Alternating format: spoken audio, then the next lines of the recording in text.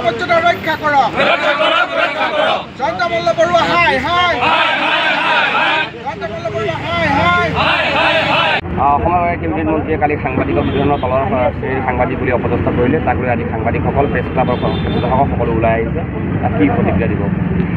হয় আমি দেখি আহিছোঁ যোৱাকালিটো লেটেষ্ট ইনচিডেণ্ট হয় য'ত এজন দায়িত্বশীল মন্ত্ৰীয়ে খুব অপমানসূচক এটা মন্তব্য কৰিছে যে তলৰ শ্ৰেণীৰ মানুহৰ লগত মই কথা নাপাতোঁ তাৰ আগতে আমি দেখিছিলোঁ যোৱা সপ্তাহত বেলেগ আন এজন সাংসদ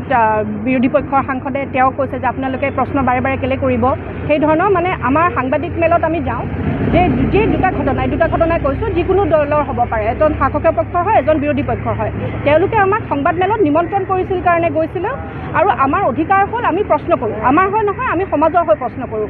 প্ৰশ্নটো তেওঁ উত্তৰ নিদিব পাৰে তেওঁ দিগদাৰী পাইছে তেওঁ যে নাই মই এইটো হয়তো ন' কমেণ্টছ ক'ব পাৰে সেই ধৰণৰ ক'ব পাৰে কিন্তু কোনো মন্ত্ৰী কোনো বিধায়ক কোনো বিষয়াৰ কাৰো অধিকাৰ নাই যে সাংবাদিক এজনক তলৰ শ্ৰেণীৰ মানুহ ক'ব বা আপুনি কেলৈ প্ৰশ্ন কৰিব সেইটোৰ ওপৰত প্ৰশ্ন কৰিব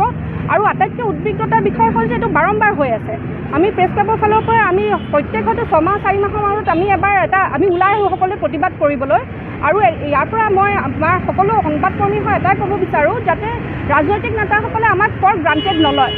আমাৰ কাম হ'ল সংবাদ পৰিৱেশন কৰা আমি যিমান পাৰোঁ শুদ্ধকৈ কৰি থাকিম কিন্তু যদি আমাৰ আত্মসন্মানত তেওঁলোকে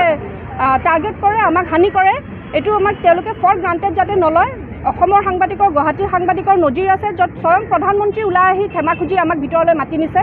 আমি সেই পৰিস্থিতি হ'বলৈ দিয়াটো নিবিচাৰোঁ কিন্তু এইটো তোমাৰ ফৰ গ্ৰাণ্টেড নহয় যে যোনে যি ইচ্ছা কৰিব আমি শুনি থাকিম আমি অপমান শুনি থাকিম সেইটো নহয় আমি কাম কৰিবলৈ আপোনাক আমি সন্মান সহকাৰে আপোনাক মৰ্যাদা দিছোঁ আপুনি জনপ্ৰতিনিধি হয় সেইটো মৰ্যাদা ৰাখিব আৰু আমাকো আমাৰ মৰ্যাদা দি কাম কৰিবলৈ সুযোগ দিব প্ৰেছ ক্লাবৰ আপোনালোকৰ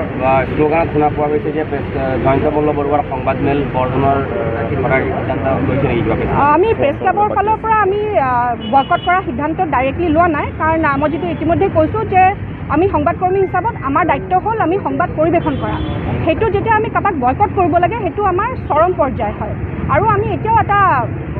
নাজানো মানে I may be in fools paradise এতিয়াও এটা বিশ্বাস আছে হয়তো মন্ত্ৰীজনে তেওঁ ভুলটো উপলব্ধি কৰিব আৰু তেওঁ নিজে ক'ব কথাটো যে এইটো কিবা এটা মিছ আণ্ডাৰষ্টেণ্ডিং হৈছিলে বা এটা সেই মমেণ্টত কিবা এটা হৈ তেওঁ কৈছে বুলি আমাৰ এতিয়াও সেইখিনি জনপ্ৰতিনিধিজনৰ ওপৰত আমাৰ সেইটো বিশ্বাস আছে আৰু তেওঁৰ আমি আশা কৰোঁ যে আমাৰ এই বিশ্বাসটো যাতে মিছপ্লেচ নহয় তেওঁ সেইটো প্ৰমাণ কৰিব আৰু আগন্তুক সময়টোত এই ধৰণৰ ব্যৱহাৰ যাতে কোনো জনপ্ৰতিনিধিৰ পৰা আমি নাপাওঁ সেইটো আমি আৰু আহ্বান জনাম আমি আগবাঢ়ি যাম এতিয়া আছোঁ আমি অকল গুৱাহাটী প্ৰেছ ক্লাব বুলি নহয় আমাৰ গোটেই সংবাদকৰ্মী আছে আজি আমাৰ হৈ অসমৰ বিভিন্ন বেলেগ জেগাতো প্ৰতিবাদ হৈছে সকলোৰে লগত আমি আলোচনা কৰিম কেনেকৈ আগবাঢ়ি যাব লাগিব